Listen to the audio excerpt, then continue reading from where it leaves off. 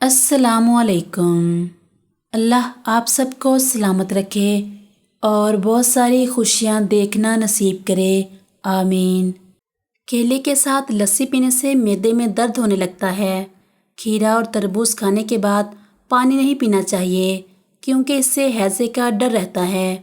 دہی کو کبھی گرم گرم روٹی یا گرم چیز کے ساتھ مت کھائیں۔ دہی یا چھاچھ کے ساتھ کیلا نہ کھائیں۔ مچھلی اور انڈا ایک ساتھ کھانے سے گرمی ہو جاتی ہے۔ آنکھوں کی بیماری میں مچھلی ہرگز نہ کھائیں۔